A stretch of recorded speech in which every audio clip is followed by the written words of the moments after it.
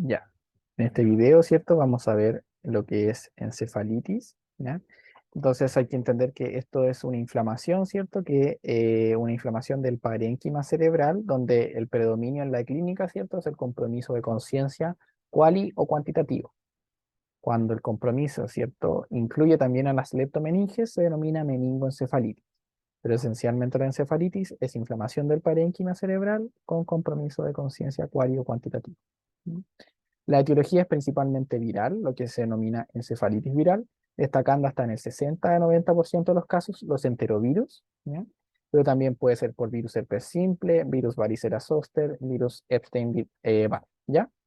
Hay causas también no virales, que son bacterianas como Bartonella, Brucella, Clamidia, Legionella, Listeria, tuberculosis, Mycoplasma, hongos también como Cryptococo o Histoplasma, parásitos como Toxoplasma y Plasmodium, y otras como vasculitis, reacción adversa a medicamentos, etcétera.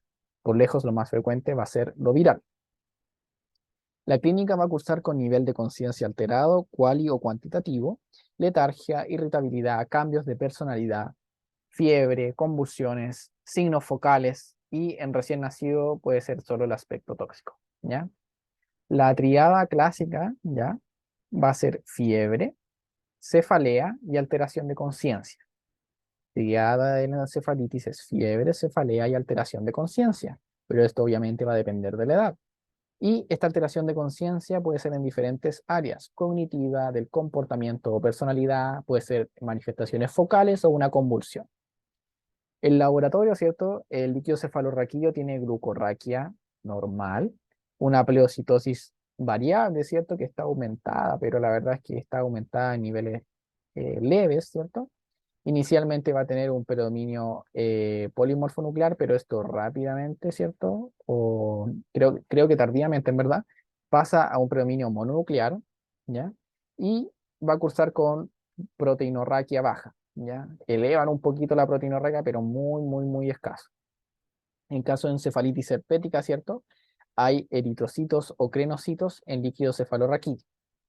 En este contexto es muy útil la PCR, ¿cierto? De líquido cefalorraquídeo como método de elección en el diagnóstico de infección viral del sistema nervioso central. Entonces, ante sospecha de encefalitis, la PCR de líquido cefalorraquídeo, ¿cierto? Es un método de elección diagnóstica, ya que tiene alta sensibilidad y alta especificidad de modo general, pero todo esto obviamente depende de la gente. Y hay que tener claro que no basta la PCR de líquido cefalorraquídeo para descartar.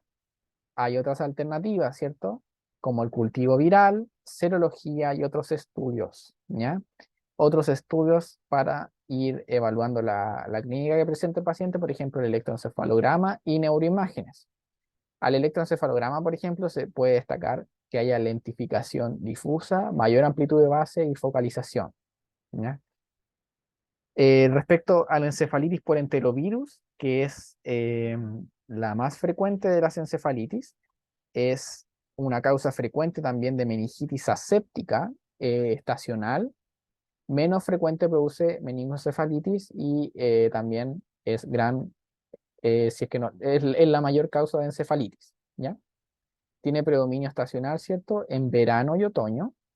Cursa con una clínica diversa, desde la meningitis aséptica, meningoencefalitis, encefalitis, parálisis tipo polio, ataxia, síndrome de Guillain-Barré, mielitis transversa, ¿cierto? Y aquí esencialmente es la encefalitis, ¿cierto? Con alteración del comportamiento, cefalea, fiebre, compromiso de conciencia, ¿ya?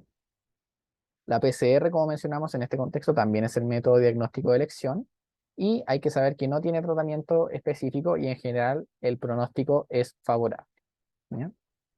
Otra encefalitis que tenemos es la encefalitis herpética, que es producida principalmente, ¿cierto? En recién nacido, ¿cierto? Si es que no me equivoco, dice ahí. En recién nacido es principalmente por virus herpes simples tipo 1 y 2, ¿ya? Que estos se producen en el recién nacido por un mecanismo de transmisión vertical, ya que es el principal mecanismo. Hay otro capítulo, ¿cierto?, de infección neonatal por herpes simple, en donde vemos que de los mecanismos que contagian al recién nacido de virus herpes simplex, por lejos, el mayor ocurre intraparto, ¿ya? Esa es la transmisión vertical.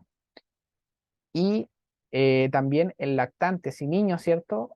También puede ocurrir una encefalitis herpética, ¿cierto? Por la prima infección, principalmente por el virus herpes simplex tipo 1, que al momento de infectar, ¿cierto? Llega a axones, si no me equivoco, del bulbo olfatorio y produce una encefalitis por flujo axonal retrógrado, ¿ya? Del total de casos, ya la mayoría van a ser por herpes simplex tipo 2, ¿ya? 75%. En el recién nacido, ¿cierto? También es una clínica que puede ser generalizada. De hecho, hay tres formas de enfermedad: generalizada, de compromiso del sistema nervioso central, y enfermedad, bueno, no me acuerdo el nombre, pero es como mano, boca, piel, mano, una cosa así, ¿ya? Y que es muy importante saber, ¿cierto? Que el recién nacido se presenta con lesiones encefálicas, ¿ya? Con lesiones oculares y cutáneas, ¿ya? Con un rash, con lesiones que comprometen el cuero cabelludo. Además puede tener atrofia óptica, puede tener chorioretinitis y al encéfalo también distintos grados de compromiso. En adolescentes también puede estar descrita la parálisis facial, y hay que saber que el cuadro clínico es de encefalitis, es decir, no es tan distinto al resto, a excepción del recién nacido que tiene compromiso ocular y cutáneo también, ¿ya? Entonces, aquí hay que sospecharlo de un compromiso de conciencia progresivo, ¿cierto? Fiebre, focalización frontal o temporal, ya sea clínicamente o con un electroencefalograma, que va a mostrar esta actividad lenta difusa, que va a lateralizar, ¿cierto? Con predominio frontal y temporal. Y en la neuroimagen, ¿cierto? Se sospecha con imágenes de hipodensidad temporales, ¿ya? Entonces, del cuadro clínico, a excepción del recién nacido que tenga como esta clínica como oculocutánea, el cuadro clínico de encefalitis herpética no es tan indistinguible de otra encefalitis solo por la clínica, ¿ya? Y que esencialmente hay que sospecharlo, ¿cierto? Con neuroimagen, con electroencefalograma, con cuadros más bien graves, en el recién nacido con compromiso oculocutáneo, o siempre, yo diría que más bien siempre en el recién nacido sospecharlo, y con el líquido cefalorraquídeo, que ahora vamos a comentar, que es un líquido cefalorraquídeo viral, ¿ya? También tiene pleocitosis que es baja, ¿cierto? Que está aumentada, pero baja, ¿cierto? El límite de pleocitosis es hasta 5 células por milímetro cúbico, y en recién nacidos hasta 20, y en este contexto tenemos 100 a 500, que es elevado, pero no tanto, no tanto como una meningitis bacteriana aguda, que va a tener predominio mononuclear, ¿cierto? Pero dijimos que esto podía ser un poquito más tardío, que la proteinorraquia y la glucorraquia son normales. La proteinorraquia puede estar un poquito aumentada, pero no como en contexto de meningitis bacteriana, y la glucorraquia está normal, ¿ya? En ese contexto aparecen en el líquido cefalorraquídeo los crenocitos o glóbulos rojos envejecidos, muy sugerentes de encefalitis herpética. El diagnóstico se confirma con la PCR de líquido cefalorraquídeo, que confirma un virus herpes simple tipo 1, tipo 2, y esta PCR posee alta sensibilidad, especialmente si la muestra es precoz. En recién nacido, ¿cierto? También se puede solicitar la PCR de sangre y de lesiones cutáneas. El manejo habitualmente va a requerir UCI, ¿ya? Y el tratamiento se realiza con aciclovir endovenoso, dependiendo de la edad, por 21 días, ¿ya? Aciclovir endovenoso, dependiendo de la edad, por 21 días. Entonces, manejo de encefalitis herpética, aciclovir endovenoso, según la edad y por 21 días.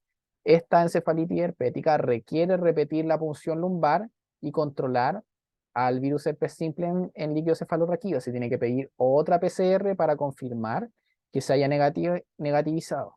Y se suspende el manejo una vez completado, ¿cierto? Con la punción lumbar de control, objetivando, ¿cierto? Una PCR negativa para virus herpes simple. En infección herpética neonatal, ¿cierto? Aparte de este tratamiento endovenoso inicial, ¿cierto? Se puede asociar una terapia de supresión con aciclovir 300 miligramos por metro cuadrado cada 8 horas por 6 meses. El pronóstico de encefalitis herpética es desfavorable, a diferencia de lo que pasaba con enterovirus. Si bien esta encefalitis herpética es menos frecuente, tiene alta letalidad y hartas secuelas neurológicas. Respecto al tratamiento, dijimos que era con aciclovir endovenoso por 21 días. Las dosis dependen de la edad, ¿cierto? 20 miligramos por kilo, 15 miligramos por kilo, día 15 miligramos por kilo, ¿cierto? Cada 8 horas, ¿cierto? Que tiene que durar 21 días con PL y PCR de control de virus herpes simple, suspendiendo con PCR negativa, y en infección herpética neonatal, ¿cierto? 300 miligramos por metro cuadrado dosis, cada 8 horas por 6 meses, ¿ya?